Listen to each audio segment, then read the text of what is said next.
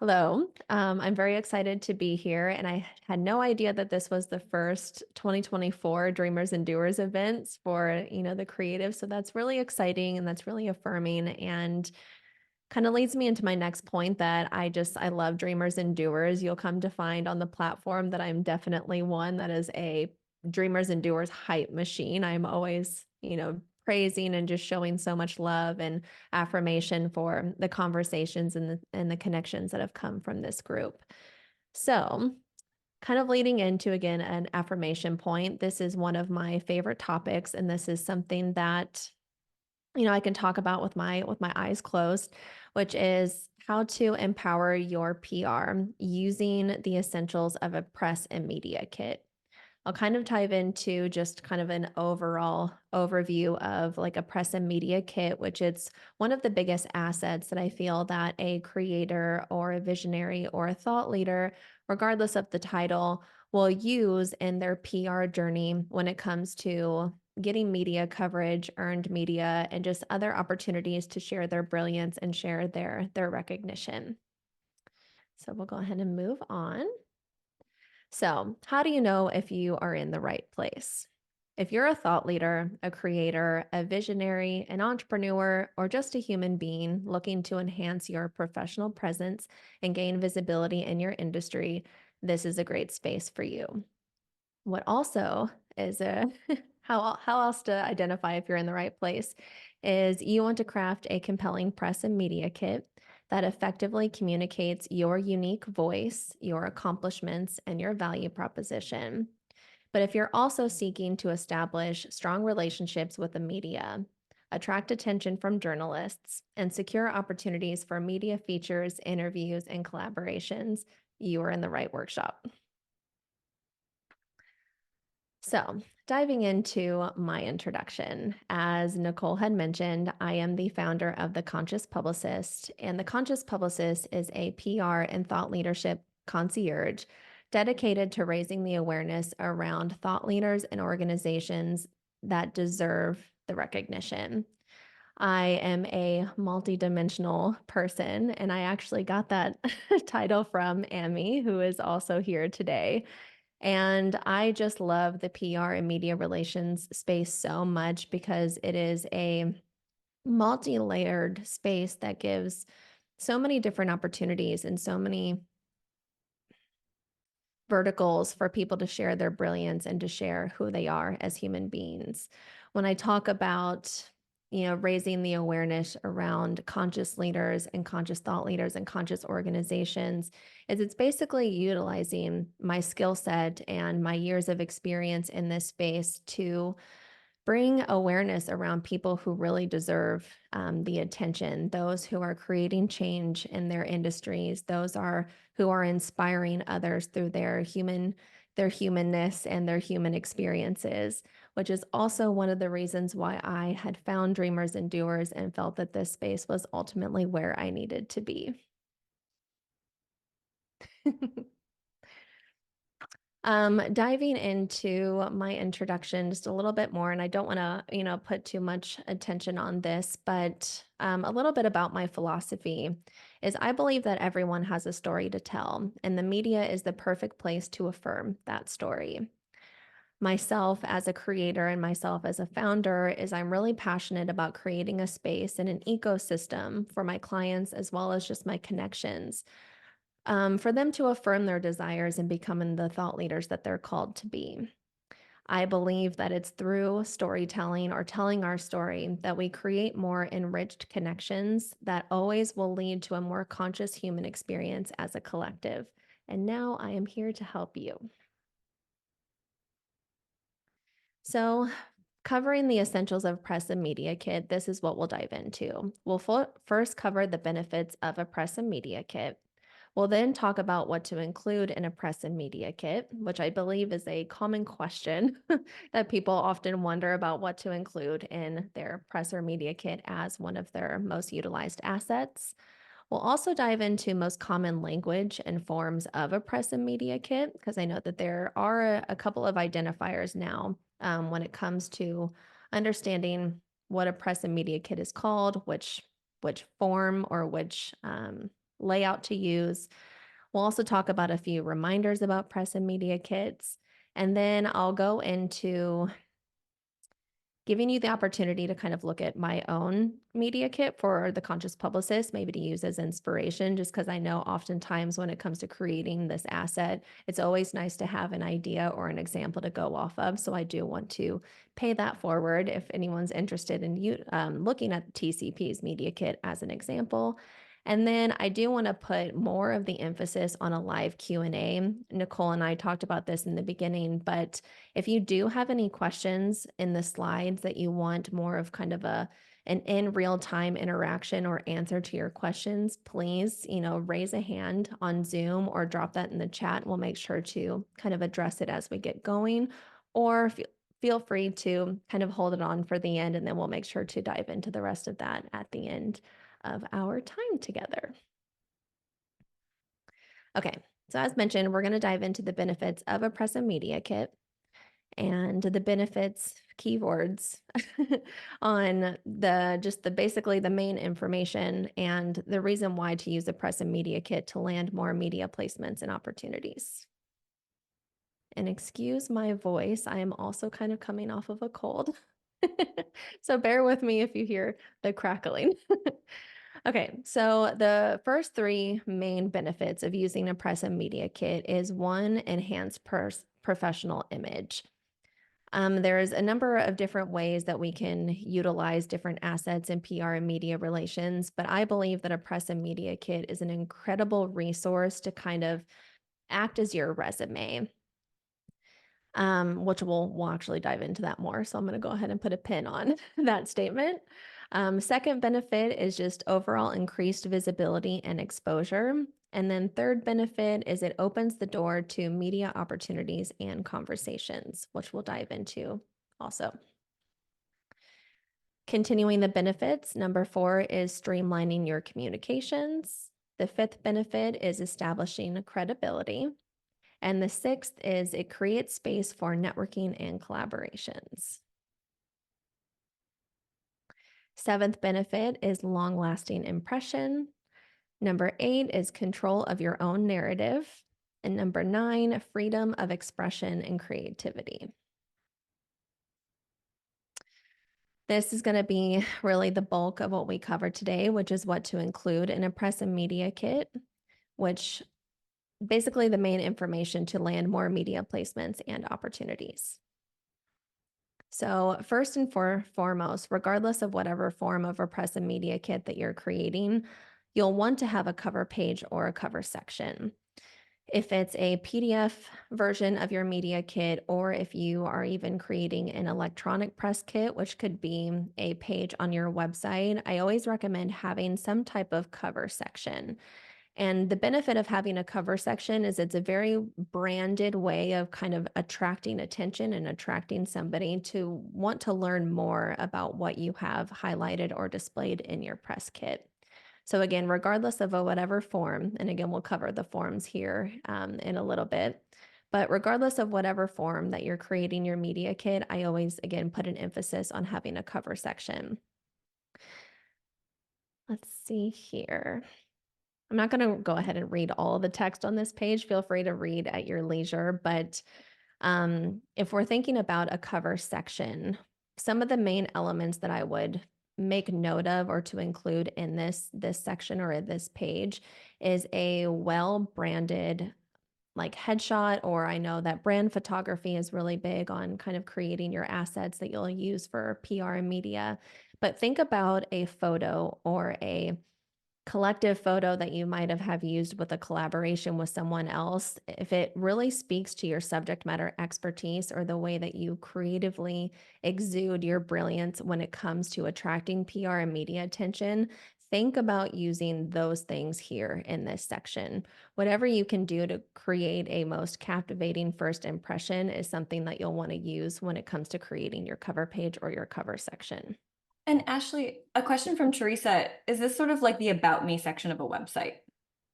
This actually is point 2 is the About section. This is more so, again, if you have a header section on your website, that maybe says your name and your official title. This is kind of what I'm speaking to here.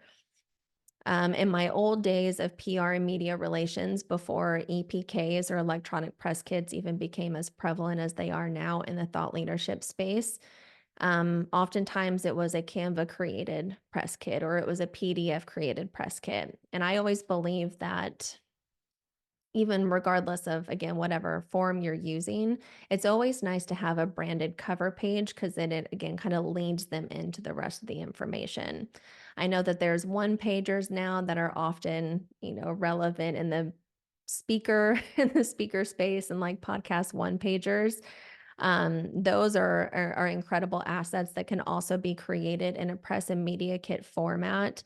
But I always like to have something, again, that kind of is a booklet. It causes them to want to learn more. And it's a good way to, again, just kind of give them the basic information, which is your name and your title, and then a cover image to, again, kind of speak to who you are as a person. It kind of shows your aesthetic. Let me know if I answered the question there. It's just a good way to kind of lead them into the information without overwhelming them with all the information on the first page. Good there? Okay, great. Okay, so moving on. Second page or second section would be your bio and or your about section. And I believe that this actually is more so connected with the third page that I'll show you here in a moment. They can kind of go hand in hand. But I always say, give the media something intriguing to delve into. Highlight why your business, your creative pursuits, your leadership pursuits, or your unique talent, your unique subject matter expertise deserves attention. And I didn't actually put this on the page, but your bio or your about section doesn't have to be extremely like elongated. It doesn't have to be a novel. It could be just like one paragraph or even just bullet pointed information. But you want to give them just an overview about who you are or what your business proposition or your leadership proposition would be. And I would say that you would kind of um, encompass that in your bio and your about section.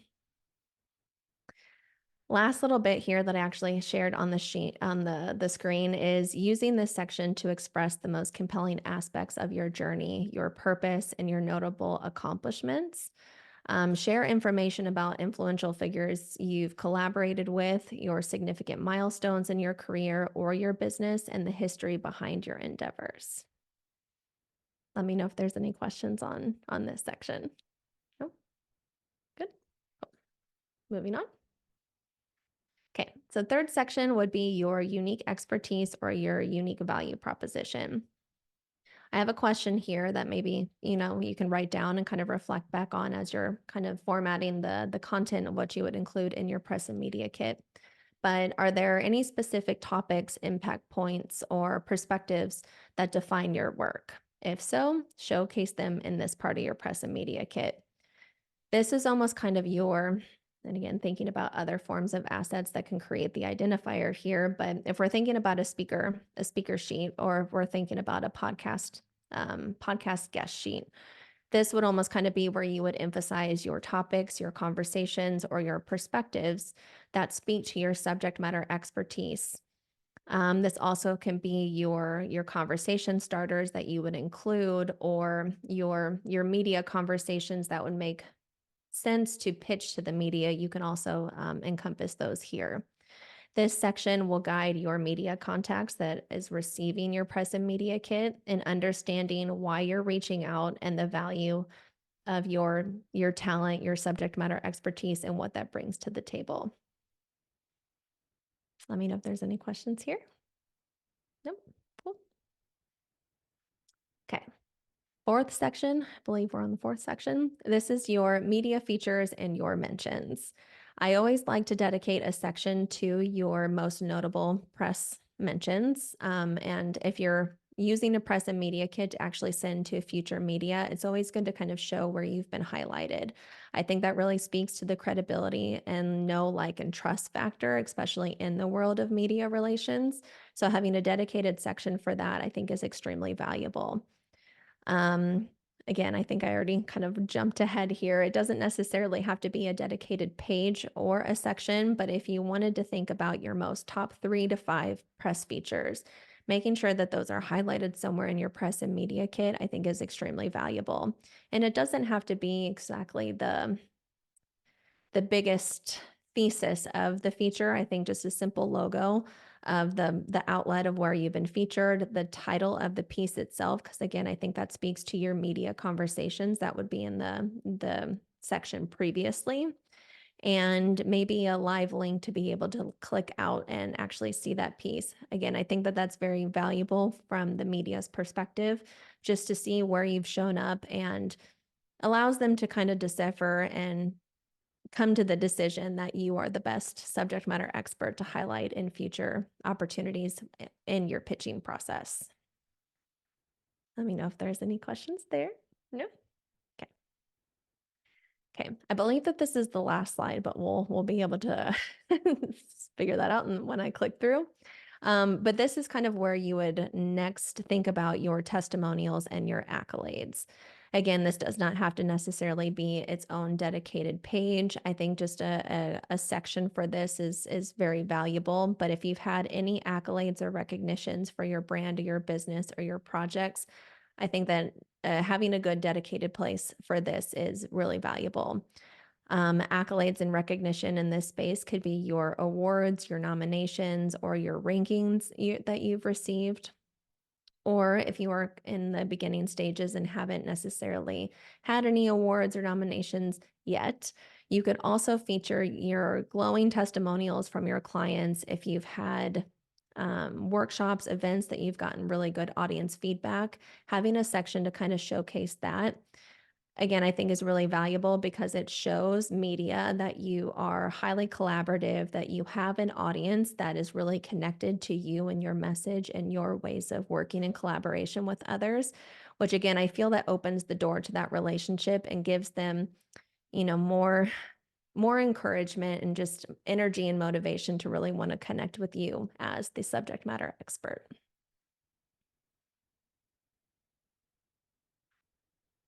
Okay, haha, there was another page. Okay, so I do believe that this is the last one. So the last section to put some emphasis on for your press and media kit would be your contact and your supportive links. I always like to say, make it as easy for the media to connect with you or to reach out to learn more.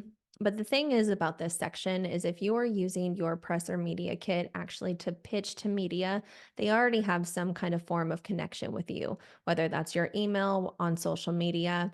But I think just for somebody who might be coming across your press and media kit that doesn't already have a pre-existing connection with you or relationship, always having information on where to find you is really valuable. So this contact information and your supporting links could be your contact information, your email address, and your phone number if you like to put your phone number out there. You could also include your links to your, most engaged social media platforms, allowing the media to explore your online presence and your audience.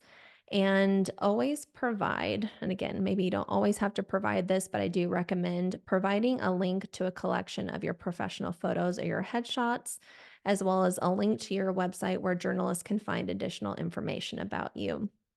The reason why I say provide a link to your collection of professional photos or headshots is sometimes if you're doing a lot of outbound pitching and you're using your present media kit as an asset, giving them a bank of photos to choose on behalf of you and the story without having to reach out to you to get that information is almost kind of taking an extra step off their hands, which is very, very valuable for them as well as yourself.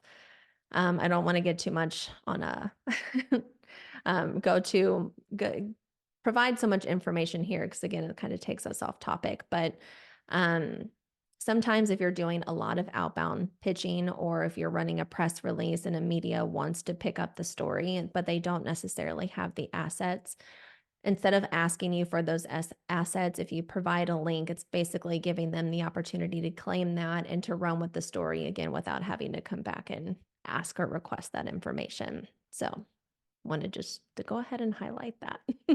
Again, this is a lot of PR language that I'm like, oh. kind of up here and we're here, but Ashley, it's we have a quick question about, actually two questions. One is from Lauren. Do you suggest creating your whole press kit as a PDF to keep formatting consistent? as a okay, so if we're creating a press or media kit, say for instance, we'll use Canva as the example. You can actually change the format of what you want to download that as. I like PDF just because it's able to kind of maintain the look and feel and the accessibility of that versus trying to play around with different files.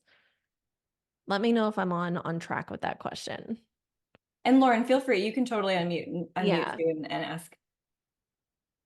Yeah, that's great. Thanks, Ashley. Okay, great. And then one more question. Sina asked, how do you feel having the photos in the press kit, like a bank of photos and also quotes? I love that idea. And that's actually something that I didn't even think about is having actual direct quotes to pull from. I think that's great. If I was going to say maybe like a section to think about that, that can either be in your UVP section, or it could also blend into your testimonials and accolades, but then also your media features and mentions. Um, I think just kind of like use discernment of where you necessarily think that that would fit best. But if, again, even though I gave 3 examples, I would say maybe incorporate that in your UVP because again, it speaks to your specific topics, your impact points, and then your perspectives. Awesome. And then one more follow-up question from Zena, and then I'll popcorn it over to Teresa, who has a question.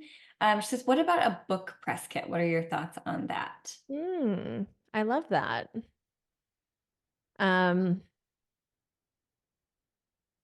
Actually, I was trying to think, I was like, I could probably think off the top of my head a different format, speaking more to kind of like book and publishing, but I think you can almost continue to follow the same format here for a press or media kit that's focused solely on the book. And I'm just going to kind of live workshop this with you. I would say maybe, again, your cover page could be the actual cover image of the book. I think, again, just kind of bridge the connection to keep the branding cohesive. And then it would be the title of the book, and then maybe logos of where the book is published or where people could find the book. Then your bio and your about section could also be your in-fold about of the book or the back cover. I think that those could blend very well in the bio and about section. The UVP could be maybe like character development. And again, I'm thinking outside of here. If it's like fiction or nonfiction, I don't know.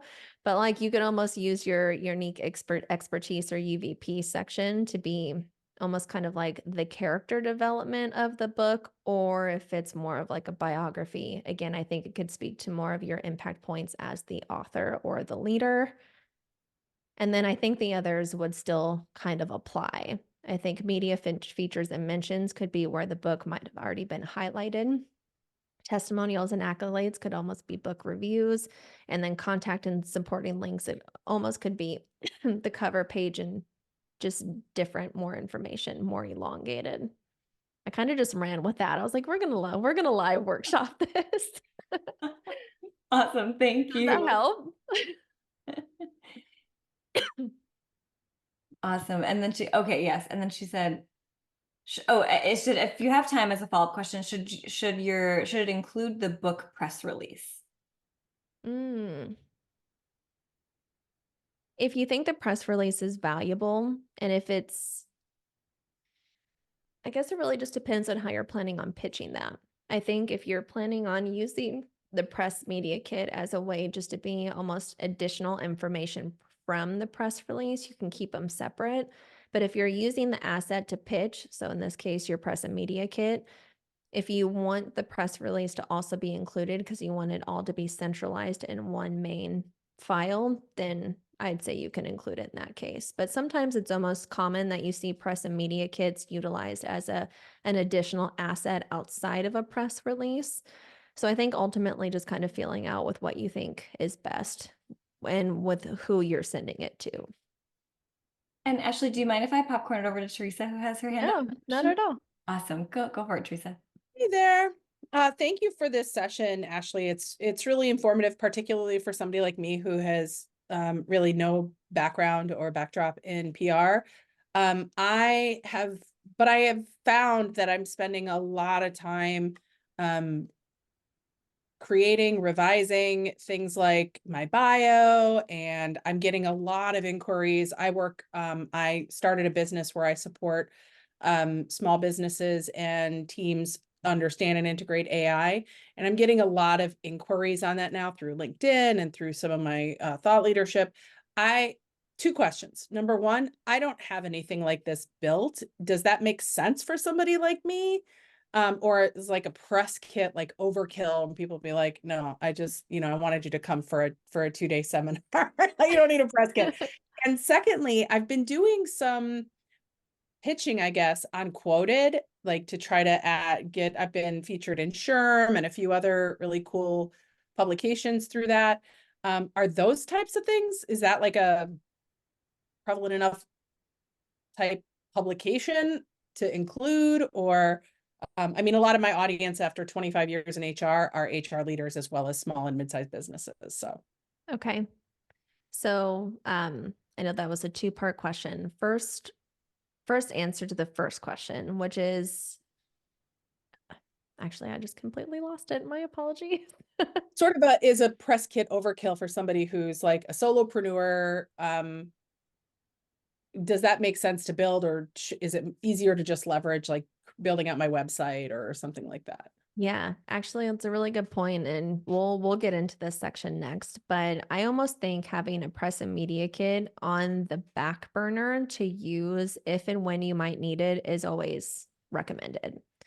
Just to give like some perspective on kind of when I onboard a new client is we usually do during the onboarding process creation of all the assets that we would need moving forward. So that would either be a speaker sheet, a podcasting one pager, or a press and media kit just to have at our leisure if and when we need it, like I mentioned. But it also is also kind of included in that ideation process of really getting all the main necessarily information about the client and formulated and crafted in a very PR media relations context. So, and how do you get to something that you're actually happy with? Like I have like written 17 bios this year.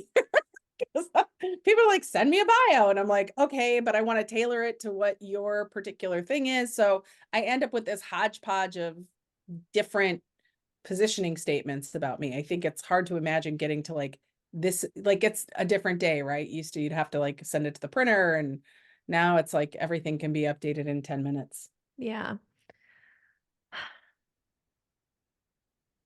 Trying to think of the best way to say that. That doesn't ever really go away. Gotcha. And Okay. I think that also is like a really incredible thing is like PR and media relations is fluid, right? It's always changing, it's always adapting. You as a subject matter expert are always thinking about different pulses of your topics, and that's a very fluid thing. Well, your press and media kit, your marketing, your social media, or your website are just as fluid as just the nature of the game is. I think, again, if you're just thinking about creating something for now, is just creating or focusing on the information that you don't think is necessarily going to change over the next 3 or 6 months and having that as a starting point. One other thing that I wanted to mention, and I do believe that this was an answer to part one of the question, was having a website page, and we'll dive into what I kind of categorize as an EPK, which is an electronic press kit, which is often nowadays found as kind of like the founder page, and talking about the founder, their subject matter expertise, how to connect with them to book on a podcast or speaking opportunity. That is still very much a living, breathing press and media kit. It's just crafted and structured in a different way. We'll also kind of we'll kind of dive on that. The biggest like takeaways that I want for the content that I'm talking about is like how to start ideating the process of what you would include in those assets. And then I love how you actually brought up, this is question 2. You talked about Quoted. That actually was, I think I was kind of like hinting at a platform like that, or hinting at that platform. I just didn't necessarily go into it. But if you get unquoted and you actually go to your subject matter profile, it is very much crafted in a way of the information that you would include in a press and media kit. You can put your recent quotes to be picked up in, you can include your headshots, you can highlight your most recent press and media features. It very much follows the same framework of what a press and media kit would be. It's just very unique and specific to the way that their user face is set up.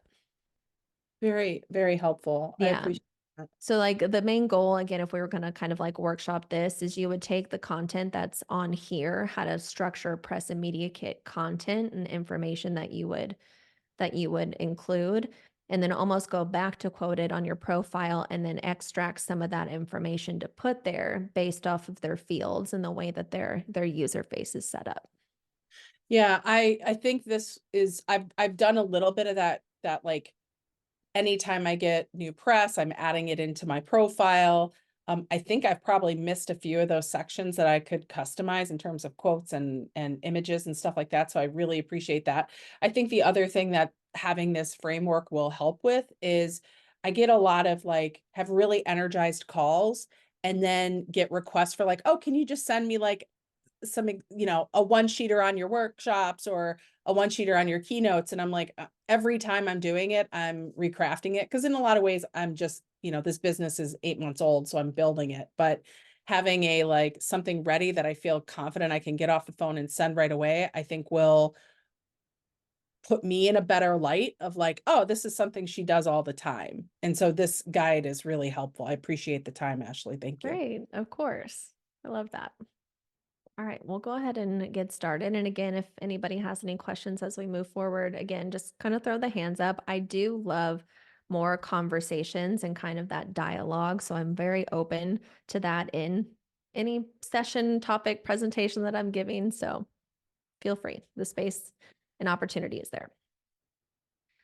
Okay, this is a good lead into kind of most common language and forms of a press and media kit. And I probably have already dove into all this with the live workshops, but again, I'll just kind of overview, give a good synopsis or a thesis of each one.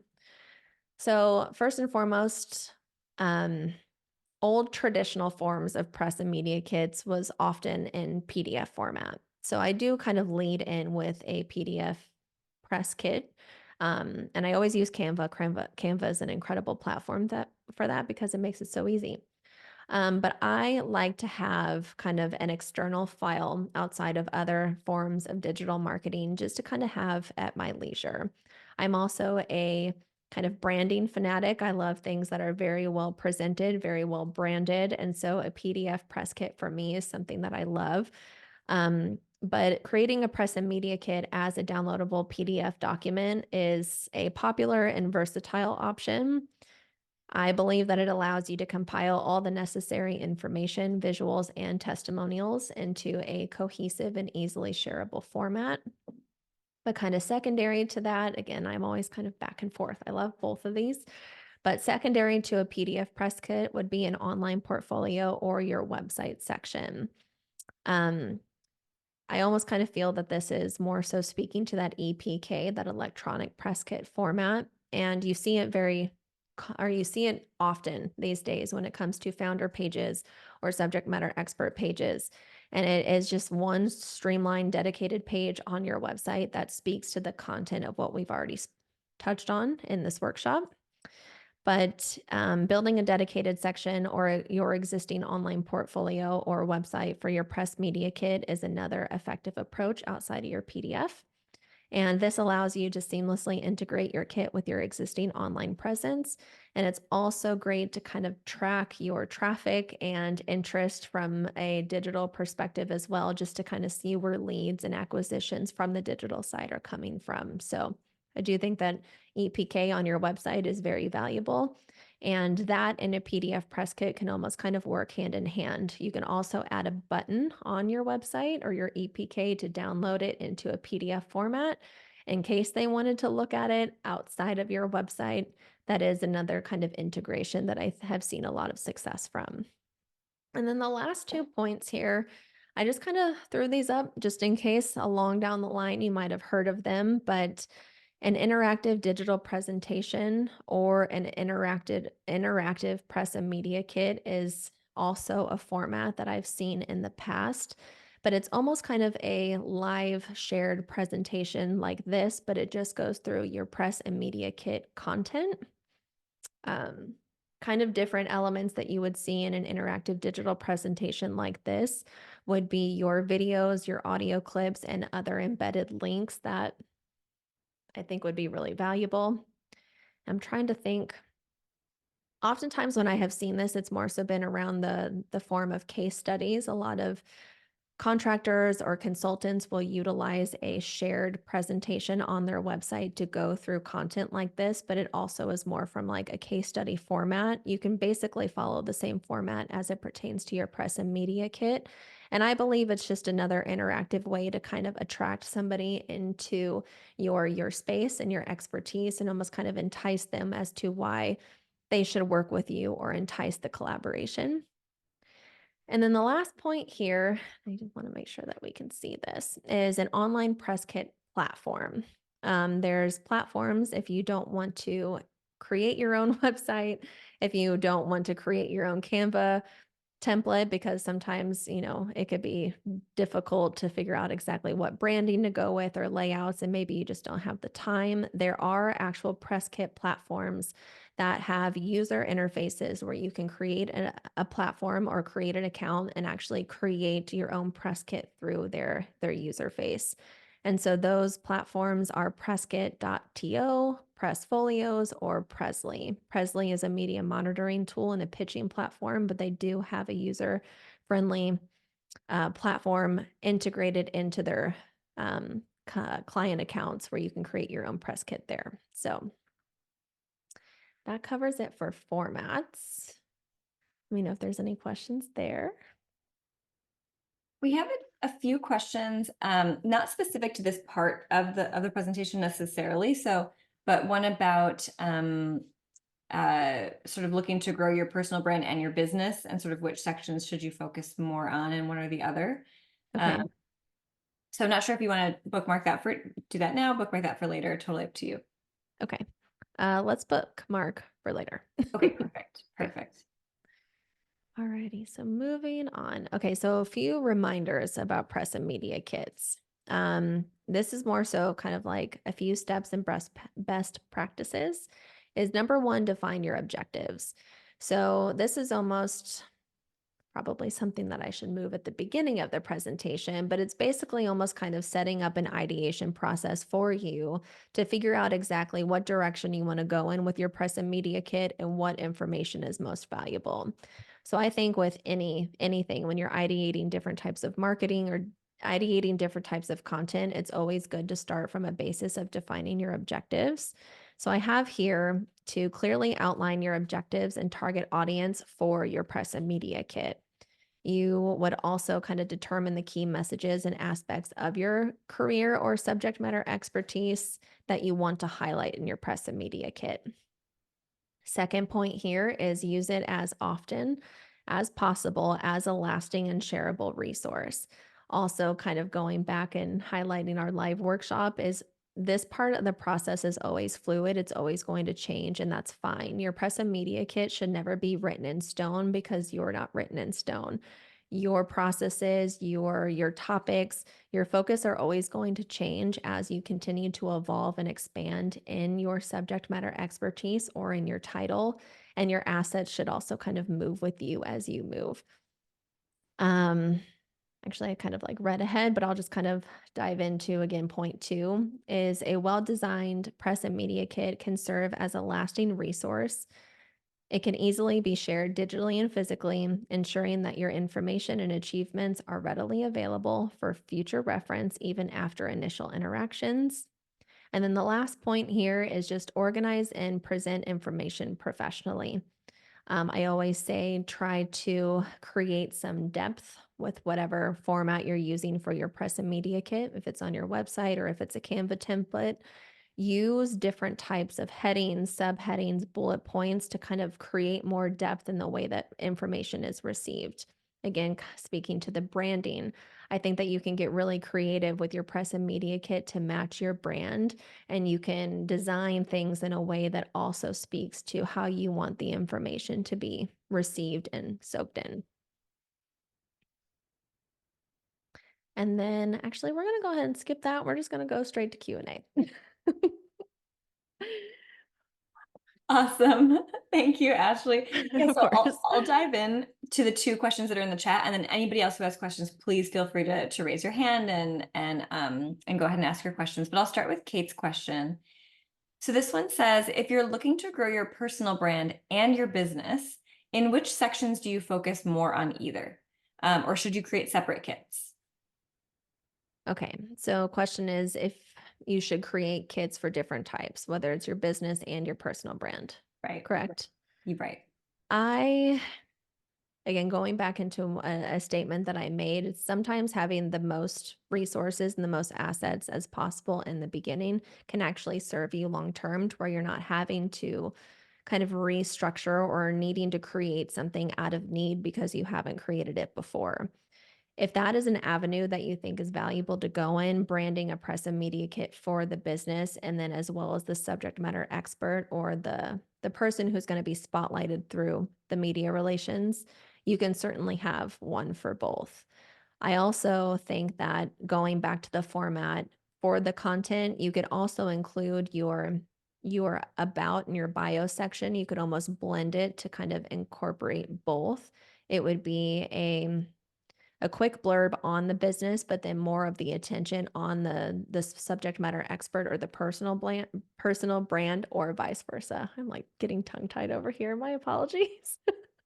So it's like you can always, if you want to have more of a centralized kit to use as reference without having to create two different ones, you can always find a way to blend and create balance between the content. But I think ultimately just use discernment on what you think is going to be the most valuable. Awesome. Awesome. Okay, and I'll move on to the next question in the chat from Rihanna. For a wellness brand, how can you use notable retailers or nonprofit support? And where would you highlight that within the kit? It's a good question. I almost feel that you can create a partner specific section. So almost kind of like your preferred partners. I feel that that is almost where retailer partnerships where the attention would be focused there. And you can almost put that in your accolades section. I do believe are your accolades and testimonials. I think that's how I had kind of labeled that section. I feel that you can almost add like a dedicated section specifically for your partnerships there. Or if you want to show that your partnerships are more kind of the main focus, you can also put that in earlier pages or earlier sections of your website if you want those to garnish more attention versus your other traditional accolades or testimonials. You can almost put that in your about section or your unique value proposition section as well. And this almost kind of leads into another point that even though I've listed kind of in linear fashion what I would include as far as like guiding the content, you can always move things up and push things back in your kit depending on where you think the information is most valuable. So if your partnerships or your accolades or your testimonials are almost kind of the bulk of the personal brand or the bulk of the recognition around the business itself, you can always push that up. There is no right or wrong way to create your press and media kit. I think it ultimately the next point to that is just speaking to how you think your media contacts or your audience is best going to connect with you. Awesome. I have a question. Actually, a few attendees are just saying they would love to see like a visual example of a media kit because they're visual learners. Okay. So, okay. I'm going to go ahead and click off then off of this page because I don't actually have, let's see here. I don't have a PDF version of our press kit, or at least one that I want to show. I think there's just one that I have like for my benefit that I have. One second here. I can actually just share the one that I have on the website. So I do have a PDF version of our media kit, but because I am focusing more on like digital traction and digital acquisition, I wanted more so to focus on the EPK version of ours. So again, you'll kind of notice how these are structured, but again, some of the information that's even on our digital media kit is almost kind of a more elaborated version of what's in the presentation. So following that format, this would almost kind of be our cover page. You have the logo, a branded image that I use in a lot of different marketing, and then one of the biggest kind of mission statements as to what our media proposition is that you'll find here. And then continuing to follow the format, you have our about section. I bumped the as featured in just because, again, this is electronic. You often see kind of the as featured in section towards the top. And again, I think that that's just better for digital acquisition to be able to click out to actual media features or placements to learn more. So I did kind of bump that up. And then for here, again, because it is focusing more on the digital side, there are relevant stats that I think speak to, again, our media proposition. So that was kind of the second or third section in the presentations format. But this is relevant stats. So it's not necessarily listed as like UVP, but in my perspective, it is almost kind of that unique value proposition because, again, it speaks to the digital side. And then continuing to follow that down, I created a section about our audience, more so of like their behaviors and, how they really soak in and retain information. I wanted to kind of speak to that. And then we have collaboration articles, the podcast, which our embedded thing is kind of broken at the moment. That needs to be fixed. Our expertise topics, and then how to inquire about those.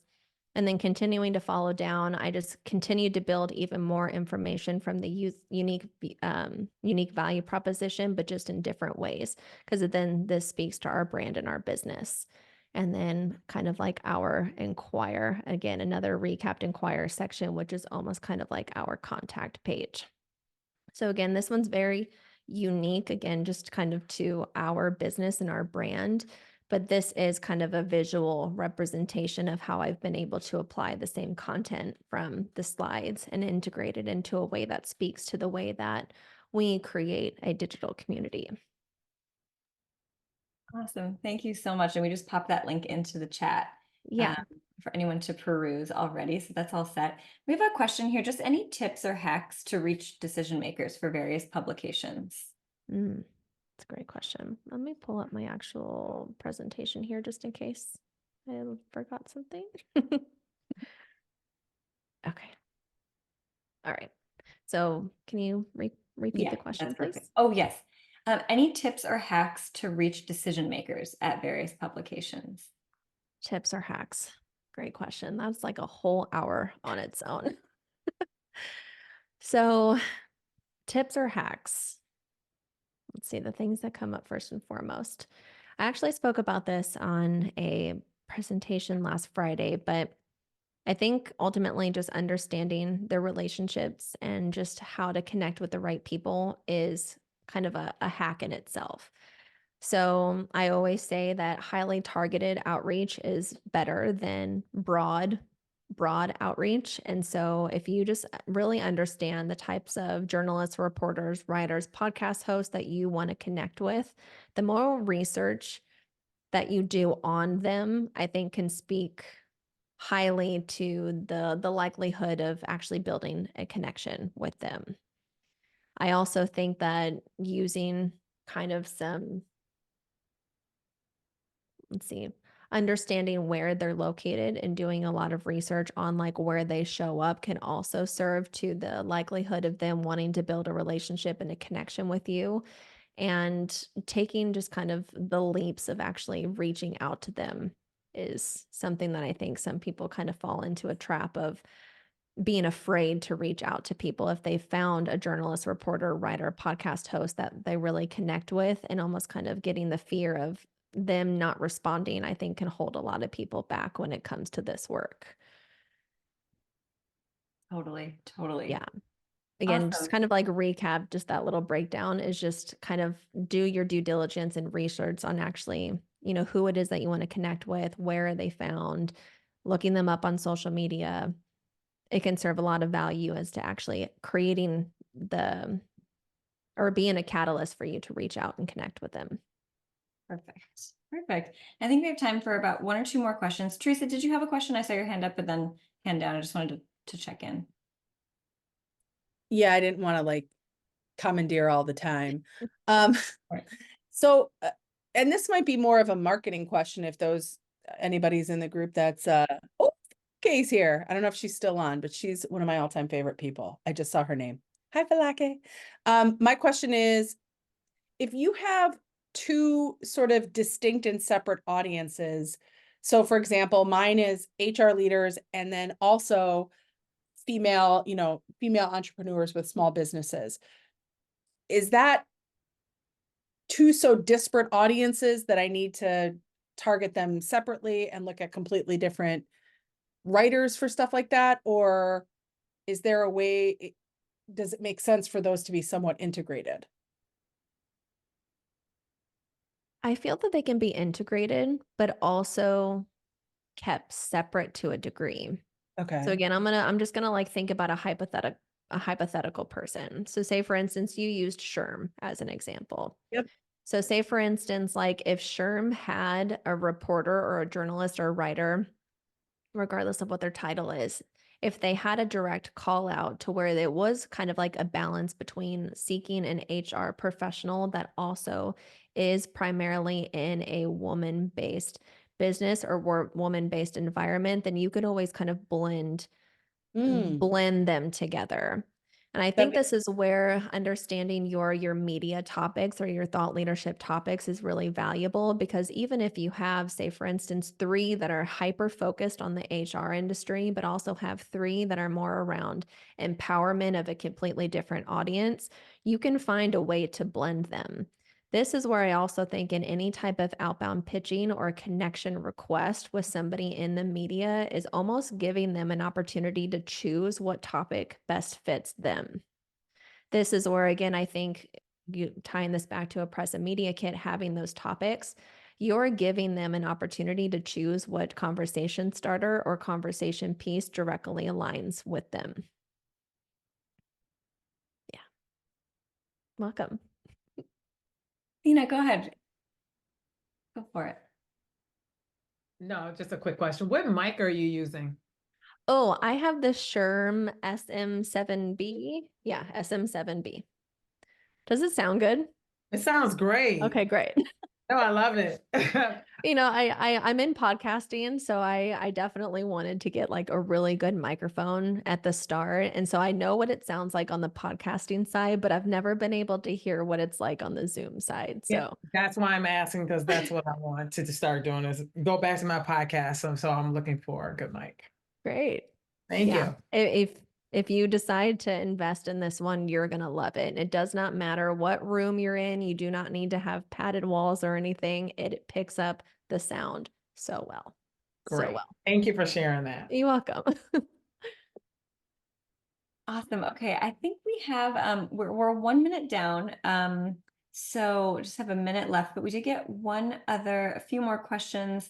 But let me just say before we dive into those, if anybody has questions, are you open to chatting with folks who have some questions that we don't get to in the hour? Yes, absolutely. And I almost kind of like would love that right now, just given that my voice and kind of like my headspace right now is a little like fuzzy. I would love to actually answer any questions. Feel free to shoot me a message on Dreamers and Doers because I do have that community page open 24/7. So I can always go in there and actually write out responses or send audio messages if that's even a thing in Dreamers and Doers. Can you send audio Amazing. messages? Yes, you Yeah. absolutely can. And All right. I will actually drop your profile in here so that folks can just hop right in and send you a message. And so I'll let that be the closer. Thank you for Great. doing that. That's really generous of you. And thank you for this entire presentation. This was so informative and so engaging and so many awesome questions. It was wonderful to learn from you, Ashley, and great to see all of you